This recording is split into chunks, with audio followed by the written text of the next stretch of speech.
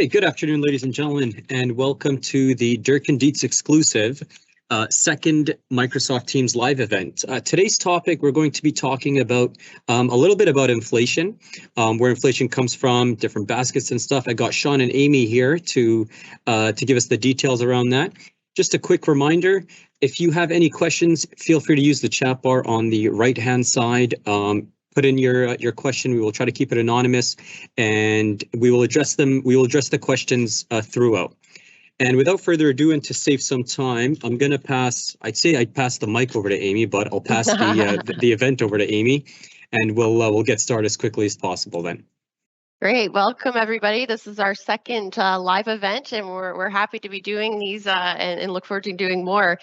So we're going to be mindful of time because we're going to try to do this within our 30-minute time frame over your lunch hour. And those, again, the recording will be available afterwards. So inflation. So if we want to talk about the basic types of inflation, Joel, if you want to go to the second slide there. So we talk about, this is kind of your in a nutshell economics run through. The one we all often think of is supply and demand, right? So if there's a shortage, that will drive the price up. So that's a very common one we call demand pull inflation. The other type of inflation we're often think about is cost push. So where the inputs into a product or service increase, and then therefore increases the output at the end for all of us when we purchase. So that's a cost push. Think about like raw materials and things like that. So if we think about where we are today, we're feeling a bit of both, right? So I think given COVID, there was supply chains issues and things like that. So we're definitely in the scenario where we feel both of these right at the moment. But the other one, and this is the one that the Bank of Canada is really focusing on, is the built-in inflation. Once these things take hold, what will often happen is workers will start to demand higher wages because their cost of living has now increased. And so what you don't want to have happen is for that to start to spiral out of control. And that is why we're seeing interest rates rising in a much faster pace than what we're typically used to, because we're trying to get that part under control. So as we were putting this together, there's a lot of great information out there. The Bank of Canada actually surprised me. The quality of their content on their website is fantastic. For any of those that are interested in learning more, it's a really, really great resource. A lot of good content on there. But we wanted to share this clip. It's a 2-minute video just to, for some clients that aren't fully familiar with, we hear the word inflation. What does that mean? What did it look like historically? We just wanted to play this 2-minute clip and again, it was very well done. I think it gives everybody a good basic understanding as well. Okay, just give me a quick second here. Perfect.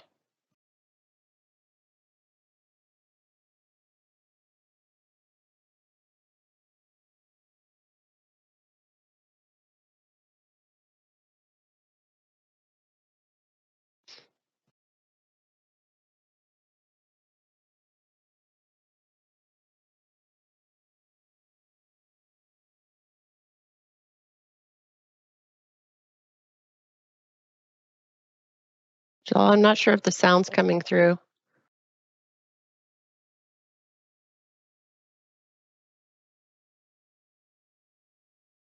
The beauty of a live event, everyone.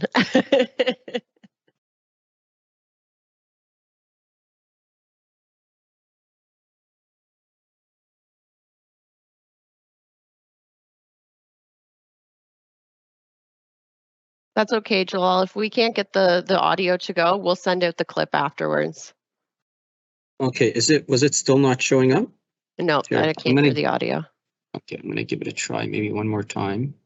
Let's see if I told it to send audio.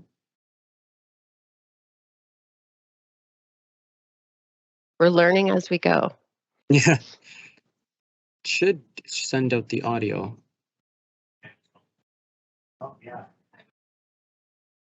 You were able to see the video, just not the audio, right, Amy? Correct. Yeah, that's correct. Okay. Give me just 2 seconds here. Let's see.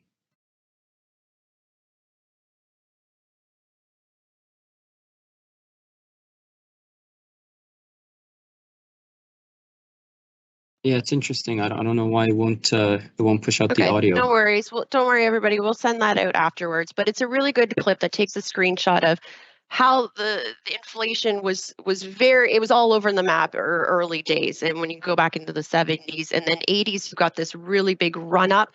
And then the Bank of Canada realized that if we actually start using interest rate as a tool to get that under control, they came up with what they call the 2% target. And that is where over the last 25 years, they've actually been quite good, keeping it in between that 1 to 3% band, with the 2% being the target. And the rationale for that is if they can keep it around that 2% target, it allows people to plan and understand how much they need to save going forward. It also helps businesses plan.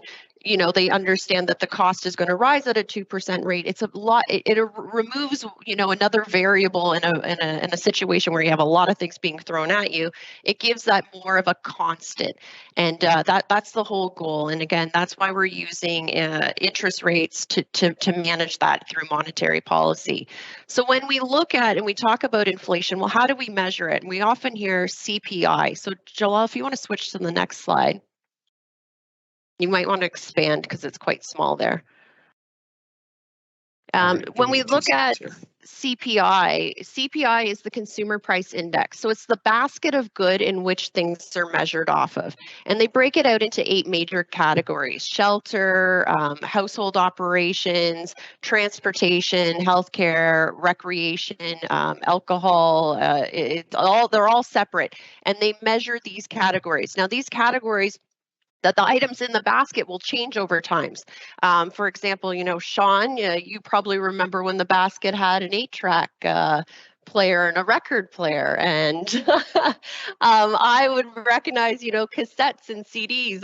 The basket is updated and changed as we go along to be relevant to what consumers are purchasing.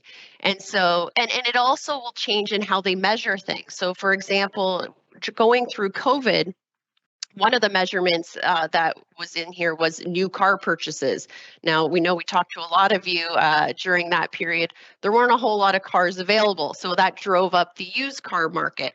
So they actually, when they do these calculations through Stats Canada, they modified that calculation. So now it actually looks at new cars and used cars and to try to make it as true to the situation that we're going through to compare. So that is how they come up with what's in the basket and they put weightings on it. So how much percentage is going to household expenses, how much is going to transportation, and etc. And this is what we're tracking all the time. So when you hear that in June, that the CPI rate was 8.1%, it's now gone down to 7.6%. So it's moving in the right direction. Still a long way to go from that 2% target. This is the basket of goods that they're referencing.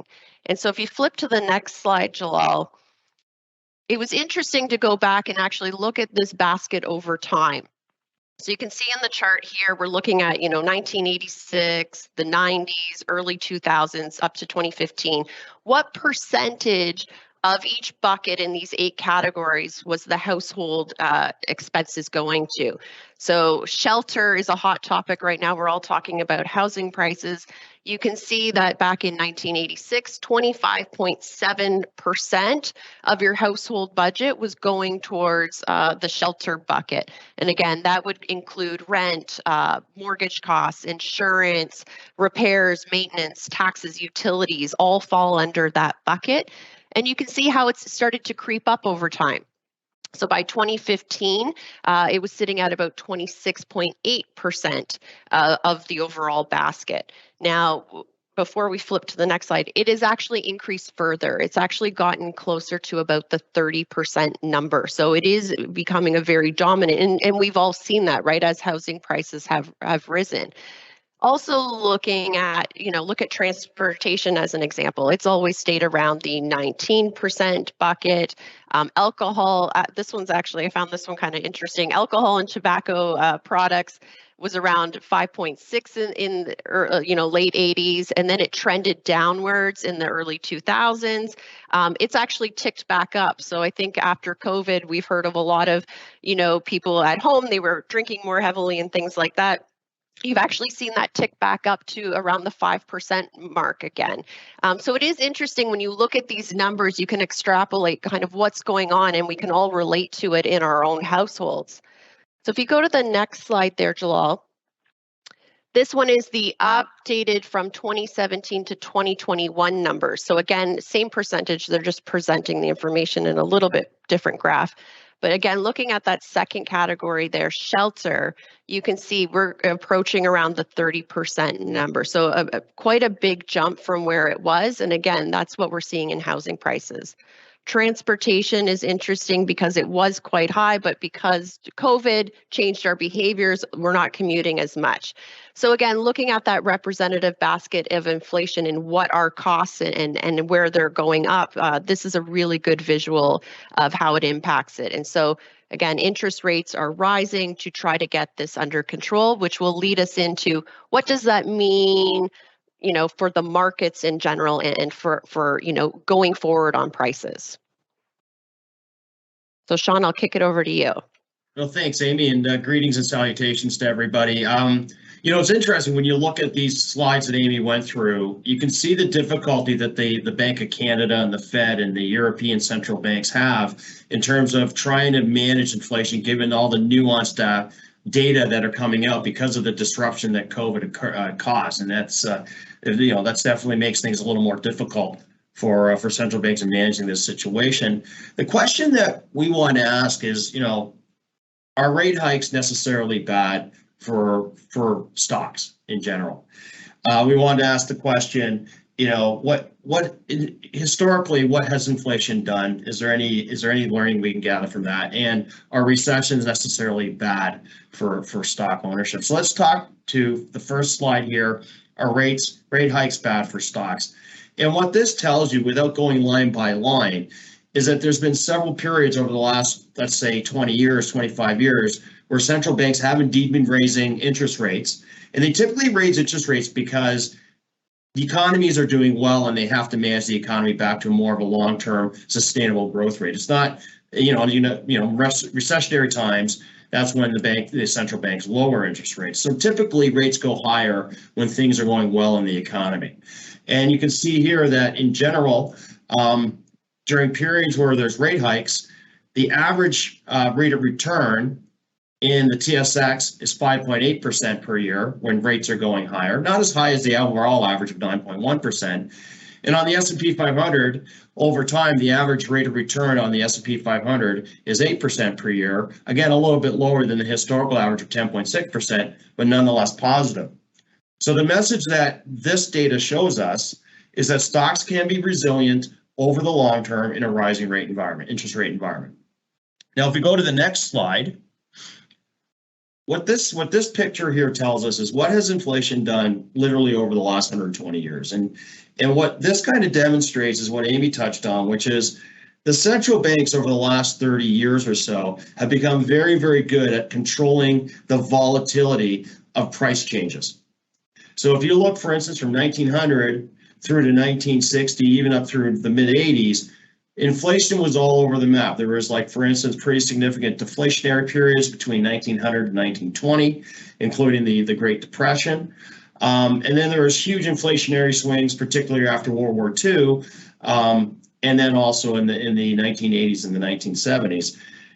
When the Fed and the Canadian, the Bank of Canada and the European central banks decided to focus on inflation targeting as their main purpose in managing the economy, you can see that the volatility of inflation rates up until very recently were quite controlled. Why this is important is it gives me at least some great comfort that central banks have just an enormous amount of experience in managing inflation. And the odds of them getting it right and basically tampering inflation back to a more normalized run rate of 2 to 3%, the odds are pretty good they're going to be able to achieve that. They are smarter than they've ever been, but equally they're dealing with a circumstance that they haven't seen basically in their economic lifetimes. Then if we go to the next slide, I think this is important too, because when we look at the media today, they're not talking about all the good news that's occurring in the economy or the innovation that's occurring in the economy and so forth. We hear recession. There's not a day that goes by where we're not talking about whatever, you know, the oncoming recession. It's actually virtually guaranteed to happen if you listen to the media. And the question we're asking is, are recessions over the long term permanently damaging to a well-constructed, balanced portfolio? And you can see here, which supports the premise that if you stay invested, you know, globally, the markets always return to their all-time highs, or sorry, always return to where they were from an all-time high standpoint and reach even higher highs down the road. This supports that. Where basically, if you look at recessionary times, whether it be November 1973 to February 1975, one that I remember, July 1990 to February 1991, and so forth, the average rate of return on the S&P 500 was minus 1%. Now, there's some variability in that number. Some years were different than others, but that was the average rate of return during the recession. And even in the worst of it, for instance, if we look at December 2007 to May 2009, which was the Great Recession, the S&P 500 really finished that year down to 16%. Obviously, the trough was much lower than that, but it recovered over time.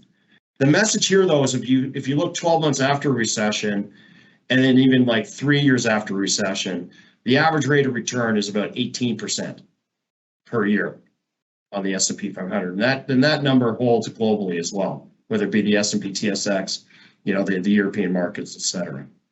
So the message that basically that tells us is, if you're invested in a high quality, balanced, long-term manner, and you're not taking any, let's say, associated unreasonable risks with your money, over time you will weather the recession storm, and things will normalize, and your portfolio will reflect that accordingly.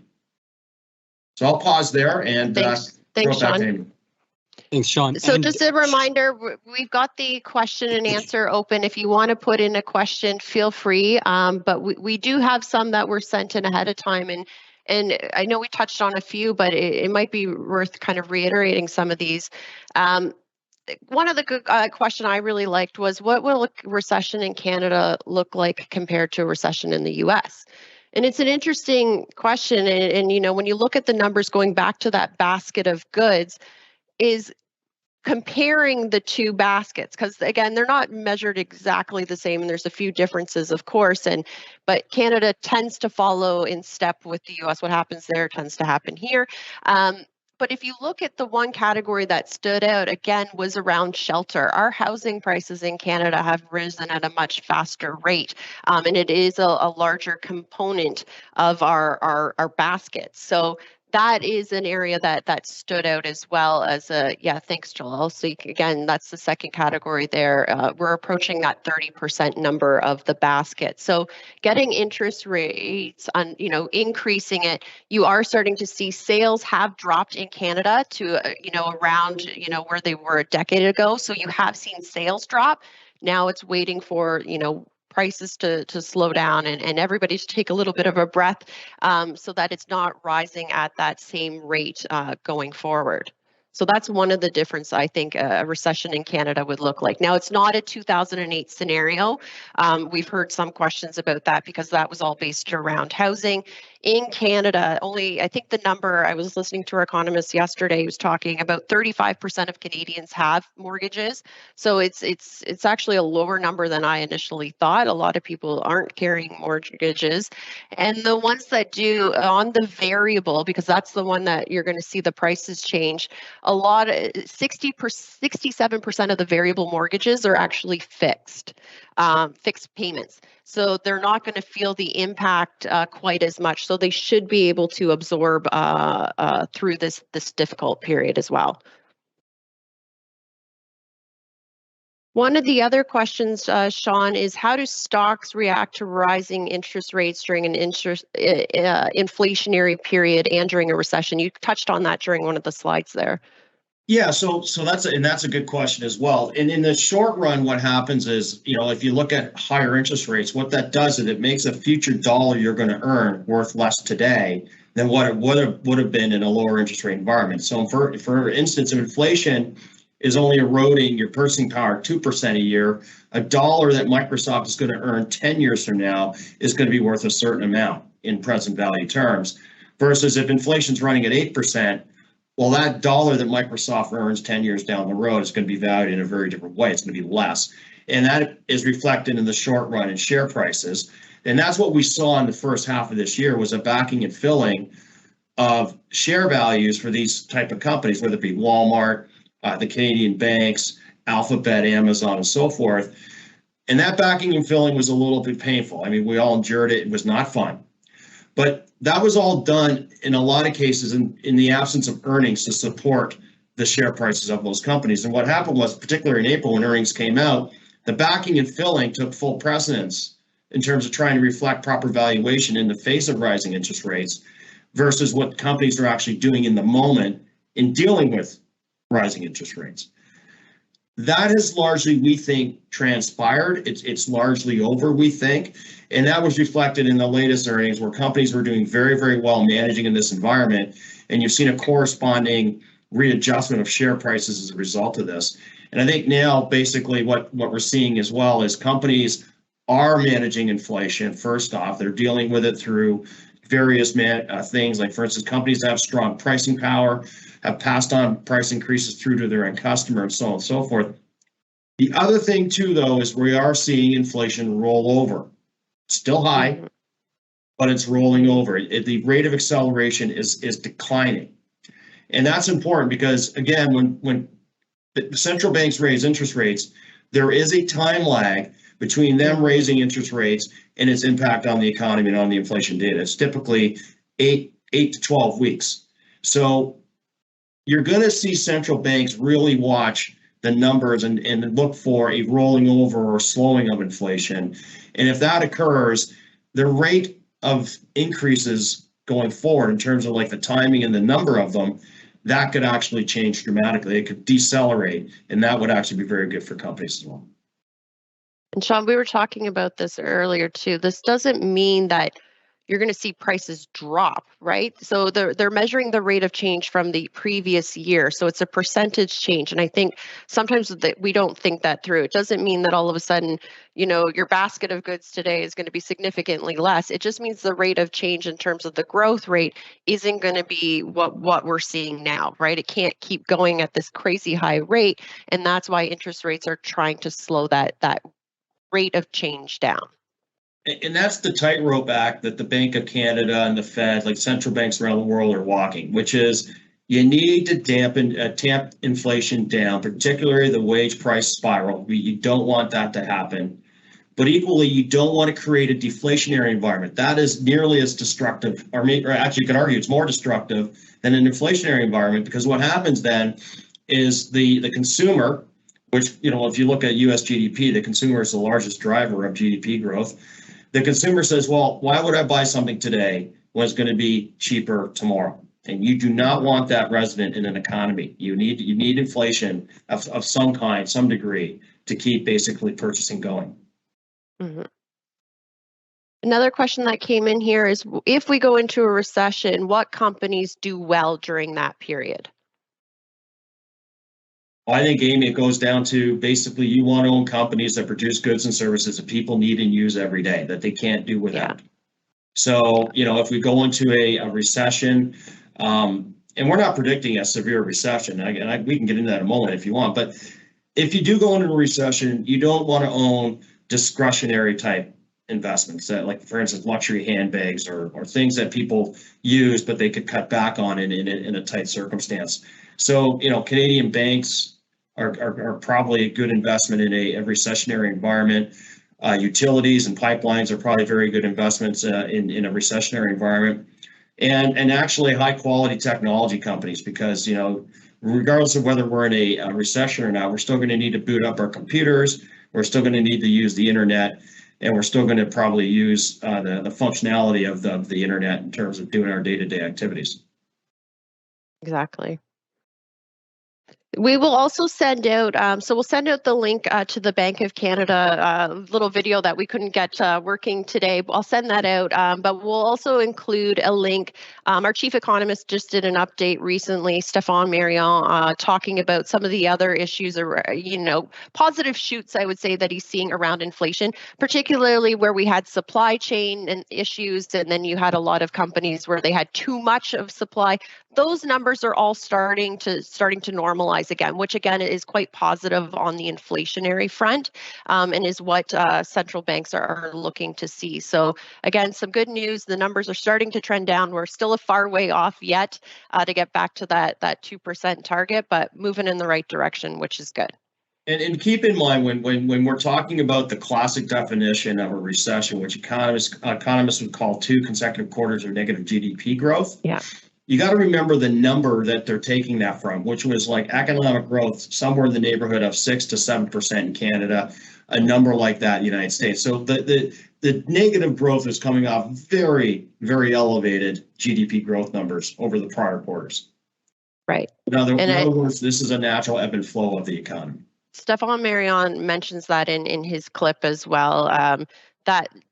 That's one way to measure for inflation, or sorry, for a recession. But the other thing that we're not seeing is employment, right? It's at an all-time high, and so that doesn't jive with a recession as well. So there's different ways to measure things and look at things. But again, nice to see that the trend is starting to tick down on the inflation side.